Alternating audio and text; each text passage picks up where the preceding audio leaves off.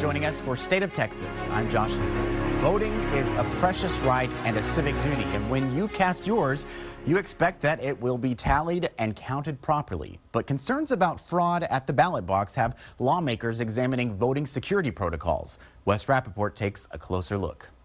I've worked in this industry since 1974. As an elections administrator, Fort Bend's John Oldham has seen it all. I know that ballots have been altered after they've been taken out of the ballot box. I've observed workers in the days of paper ballots hand count a stack of ballots 12 times and never get the same results twice. It's issues like this and other concerns about election security that prompted lawmakers to tackle weaknesses in the state's voting systems. We have a system that is not as accurate as necessary. These are 65 and older voter poll workers that are being screamed at by a voter and saying, I don't trust that machine, I want a paper ballot. Elections officials from around the state shared their experiences and advice, from angry and confusing interactions to rapid-fire training of the election code. Texans are finally aware you can't use your cell phone in the polling locations. The more preparation you have, the better off you'll be. We need to also do, in addition to identifying the problem exactly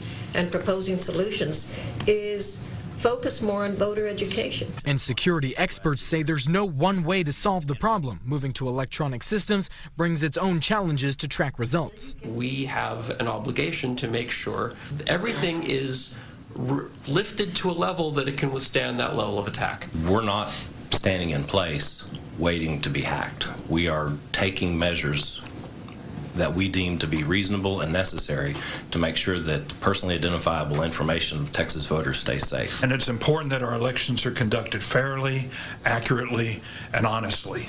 But it's equally important that our voters believe that they're fair, accurate, and honest. Thursday's meeting lasted 6 hours and they dove into a wide range of topics. As you heard, they discussed problems with the current system and suggestions on how to fix it, but they also looked at how to police wrongdoers and ways to cut the risk of human error, and Josh, of course, cybersecurity as well. Wes, what makes this so difficult? I mean, most people think that voting should be pretty straightforward. You vote and then the elections office sends it off to be counted. Well, of course, you know, elections officials say everything is still secure and people are still left with concerns, though, about their ways that the ballots are counted. They want to make sure that their votes are being counted the way that they mark it, whether it's an electronic or paper system. And, you know, part of the problem right now is that we see all 254 counties in Texas have different methods of their voting systems. There is no centralized process right now. Yeah, and that's some of the problem, because as we are here, you know, at the station waiting to see how the election results are going to come in, you know, inevitably we often see that there are problems, and sometimes those problems can mean recounts that can last for months and months and months. We'd always like to have the results as quickly as possible, but that may come at a price. You know, some folks would rather have the accuracy versus the speed there. So, right. Wes, thank you very much. Of course. This week, we're getting a clearer picture of the potential for runoff elections after the March 6th primaries. A new poll from UT's Texas Politics Project and the Texas Tribune looked at some of the top statewide races. 9 Democrats are running for governor in the Democratic primary, but polls show the top 2 likely headed for a runoff. Former Dallas County Sheriff Lupe Valdez leads the poll with 43% support. That's nearly 20 points higher than Andrew White. The remaining 7 candidates all poll in the single digits. Despite her lead, the poll shows Valdez still short of the 50% threshold she needs to avoid a runoff. Last week, we took a closer look at the race for land commissioner in Texas. Former Commissioner Jerry Patterson is taking on incumbent George P. Bush in the 4-way Republican primary. The poll shows Bush with a double-digit lead over Patterson. The remaining 2 candidates are polling in the single digits. But the poll goes beyond the primaries, taking a deeper look at how Texans are divided by some of the hot-button issues of our time. Joining us now for perspective is James Henson. He is the head of the Texas Politics Project at the University of Texas. Welcome. Good to be here. First off, give us some background on the poll. Who did you talk to? Yeah, so what we did for the issues we'll be talking about is we interviewed, using YouGov over the internet, 1,200 registered voters in Texas, balanced around the state and weighted to be demographically representative. And we were in the field February 1st through 11th. So one of the big issues you looked at was the Me Too movement and how people are really receiving that, sexual harassment and battling that. You know, you found a sharp divide. Yeah, as we were putting the poll together, obviously there's a lot of discussion of sexual harassment, sexual assault, in the media. So we did a series of questions, one of which was a favorable, what we call favorability assessment on the Me Too movement. So do you have a favorable or unfavorable view? Overall, Texans were divided. 38% had a favorable view, 30% unfavorable, 32% didn't have an opinion, didn't want to express an opinion. Where it gets interesting is when you drill down, as you suggest, huge differences between Republicans and Democrats. Among Republicans, only 16% had a favorable view of the Me Too movement, compared to 66% of Democrats. Drill down a little more, huge differences even between Democratic women and Republican women. Among Democratic women, 65% had a favorable view.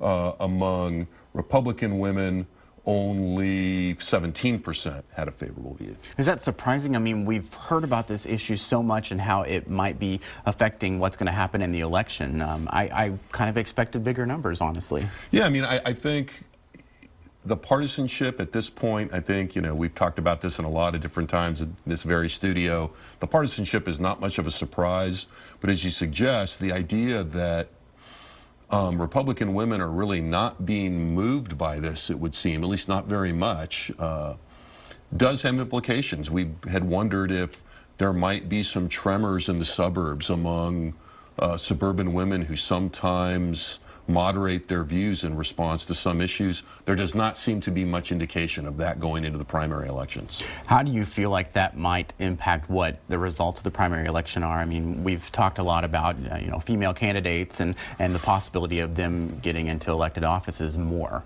Yeah, I mean, I think what it does is it means that if you are thinking, I think we don't see that much difference in the primaries, but as we look forward to the general election, I think it means that if you were banking on some Republican women possibly crossing over to vote for, say, female Democratic candidates because they've been activated by these issues of sexual harassment, sexual assault, there's probably not much chance of that happening. A lot of other issues you guys looked at. We will put a link to the full poll on our website at kxan.com. Jim, thanks for being with us. Terrific. Thanks for having me. The lieutenant governor is taking a stand in the primary election against some incumbents in his own party. How it's part of a move that could change the course of politics in Texas. This is a shock to all of us. This is not the verdict we were expecting. And a state senator found guilty by a federal jury. The felony conviction won't force him out of office, but see why he's already losing some of his power at the Capitol.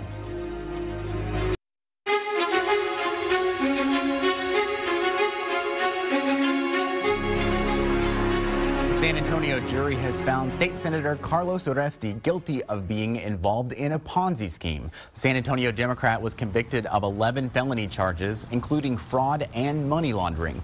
Uresti worked as general counsel for Four Winds Logistics, a now bankrupt oil field company.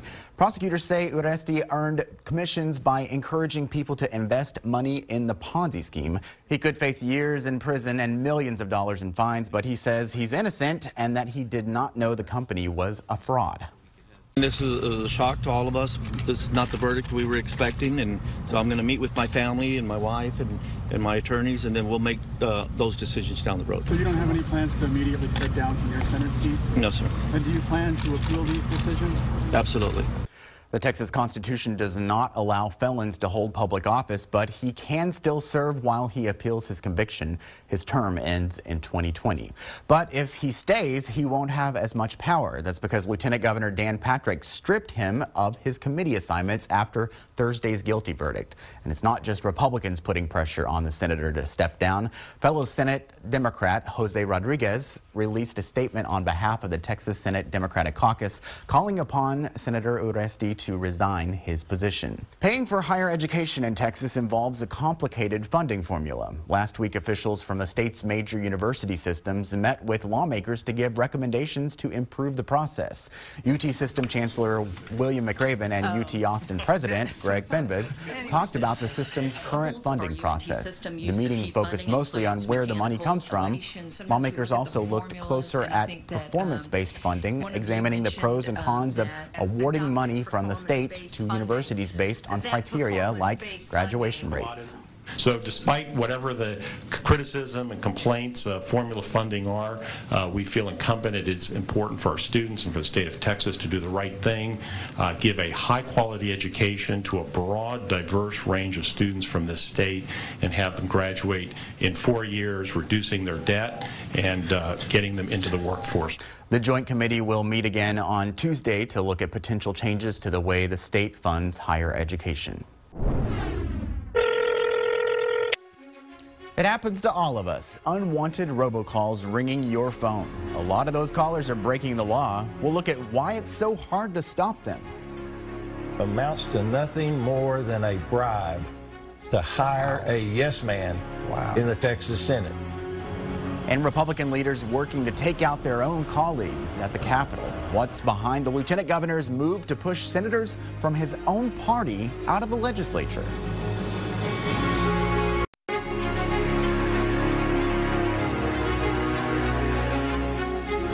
It's rare that sitting state leaders pick a side in their own party primaries, but this year things are a little different here in Texas. Political reporter Phil Prazen looks at how the lieutenant governor is working to push out some incumbent senators in a statewide struggle over the soul of the Republican Party. Well, Josh, the GOP is so dominant here in the state of Texas that the real struggle for power is the Texas primary. And this year, the president of the Texas Senate, Lieutenant Governor Dan Patrick, and his allies are trying to fill the upper chamber with their kind of Republican. In the North Texas Senate District 30, Wichita Falls incumbent Craig Estes is challenged by Frisco Representative Pat Fallon. And campaign finance reports indicate the lieutenant governor has picked a side. Patrick's political arm donated $17,000 worth of polling for Fallon. The incumbent didn't like it. The donation in kind from Dan Patrick amounts to nothing more than a bribe to hire a yes man in the Texas Senate, a puppet. His opponent, Pat Fallon, called that comment disgusting. A spokesperson for Patrick had no comment. Estes has voted alongside the lieutenant governor nearly every time. One notable difference, Estes abstained from a vote scrapping a rule requiring a 2/3 majority to pass Senate bills. Without that rule, conservative policies sailed easily through Patrick's Senate. Also in North Texas, Amarillo Republican Kel Seliger is up against Mike Cannon from Midland. These two faced off last time, and Seliger won in a nail-biter. This time, however, there's a third candidate, Victor Leal from Amarillo, raising the chances for a runoff. Leal and Patrick have the same political consulting team, and their campaigns work in the same building. Skyrocketing property taxes are threatening homeowners. And Lieutenant Governor Patrick has been the driving force behind limiting the growth of city property taxes and allowing tax dollars to go to private schools. Seliger has voted against both of those issues. But while Patrick's allies are working to oust him, Senator Seliger doesn't think Patrick himself is involved. Yeah, nobody's called me and say that the lieutenant governor will sleep better if someone replaces you in the Texas Senate, even though that might be the case. Generally, the statewide officials in Texas stay out of the races of incumbent members of their own party, even if they don't like them. Executive editor of the Texas Tribune, Ross Ramsey, has these two races on his hot races to watch. He says Texas already has the most conservative Senate in recent history. Or trying to knock off a couple of senators who weren't with them 100% of the time, who are only around 90% of the time. It's really, unusual. A spokesperson for Lieutenant Governor Dan Patrick says he has endorsed other incumbent senators as well. Senator Joan Huffman from Houston, as chair of state affairs, has been key in passing his priorities. And Senator Bob Hall from the Dallas area has voted lockstep with the lieutenant governor. Both are fighting off challengers backed by a coalition of business and education groups. And if Patrick's allies win these elections, the pathway is easier for property tax reform and public dollars to private schools. Josh? We're taking a deeper dive into the primary with our panelists. R.G. Ratcliffe is the politics editor for Texas Monthly, and Patrick Svitek covers politics for the Texas Tribune. Welcome. Thanks for having us. Thank you. So the lieutenant governor going up against some of the Republican incumbents. Why is he doing this, and is it working? I think he sees an opportunity to obviously get a more supportive Republican caucus in the Senate. I don't know if that's even more further possible. He already has a pretty strong hold on the Republican caucus in the Senate, but there are a few people who do not align with him on maybe one or two issues last year who he sees an opportunity to get involved and try to replace them, or in the case of the one open seat, find someone who would be an ally for him in the Senate in 2019. He also has to balance out the fact that educator groups and business groups are going after a couple of the incumbents that he counts on to get his stuff through. Joan Huffman's facing a challenge from Christy Tassin in her district. She's a school board member. Cindy Burkett, a House member, is challenging Bob Hall, and both of those are votes that Patrick counts on heavily to get his agenda through the Senate. Is this kind of thing unusual, that you see one of the state's top leaders really taking this much of an aggressive action against incumbents? This is very unusual. It's particularly unusual how much Governor Greg Abbott is putting himself into the race against State House member Sarah Davis down in Houston. I mean, he's actually cutting TV ads for her opponent.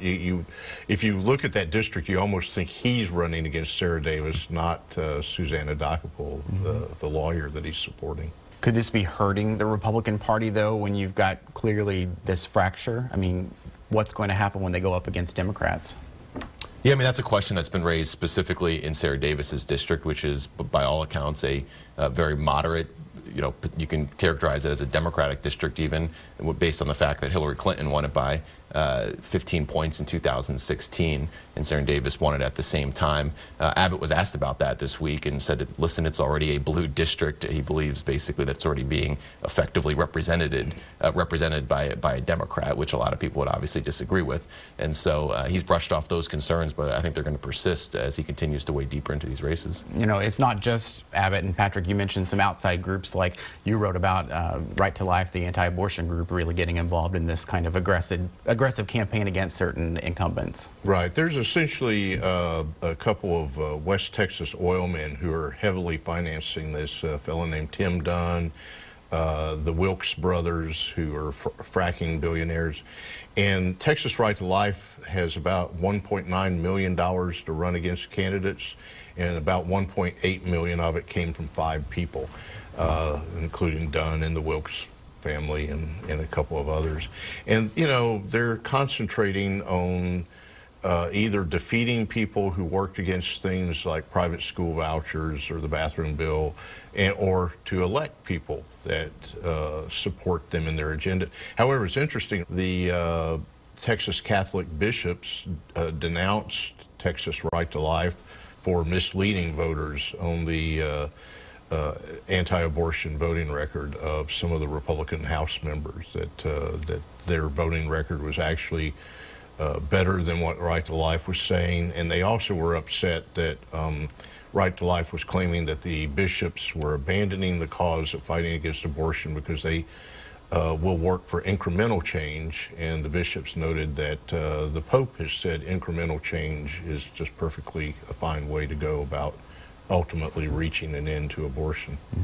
Yeah, I was just going to add too, especially something to watch, I think, in the final days of these days of these primaries, is you obviously have millions of dollars coming into these races or into these groups from a small number of billionaires, many of them from West Texas and the oil and gas industry. Something that I'm really curious about is where the counteracting money is going to come from within the Republican spectrum. We haven't seen too much to go up against it from the other side of the Republican spectrum so far. That could come out in the final days in these primaries, but I think that's something that is definitely worth watching at this point. Again, you could have your opinions about these people pouring their millions of dollars of their wealth into these races. At the end of the day, it's politics, it's a competition, and it's going to be curious to see what the counteracting financial and political forces are or will be. We're just days away from seeing how that all plays out, right? Yep. Right. Thanks, guys. Appreciate it. Thank you. I'm Anna Warnicki in Washington. Robocalls are more than just annoying, they're illegal. Coming up, I'll tell you what the FTC is doing to stop them.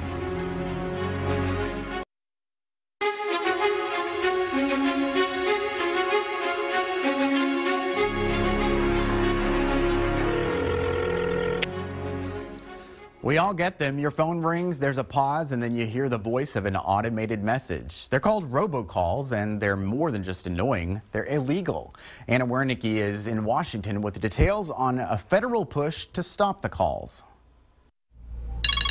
It's our single largest consumer complaint. Janice Kopech with the Federal Trade Commission says Americans are being bombarded with 2.6 billion robocalls a month. Often we see robocalls that are trying to sell you a good or service, and in some cases we see robocalls that try and scam you. Kopech says these calls are illegal and are getting harder to stop because the callers are getting more creative. One of the types of calls that we're seeing more and more of, and you've probably gotten them yourself, is something called neighbor spoofing. Elizabeth Leamy is a consumer expert. She says neighborhood spoofing is when a call looks like it's coming from your area code, but it is actually a spoof number. The worst robocall I'm now getting will have on the caller ID the name of a local hospital or the name of the local government's tax office. So you think that you or someone you love is in trouble. Leamy says in 2003, the FTC created the Do Not Call Registry to give people the option to automatically block calls from telemarketers. But that didn't fix the problem. Most of them are calling from outside of our country, where our law enforcement doesn't have the ability to reach them and shut them down. So now the FTC is seeking another solution. They're reaching out to private companies for help. They created a robocall strike force to encourage phone companies to develop better call blocking options. It's not going to take the calls down to zero, but it should significantly reduce the number of unwanted calls that you receive.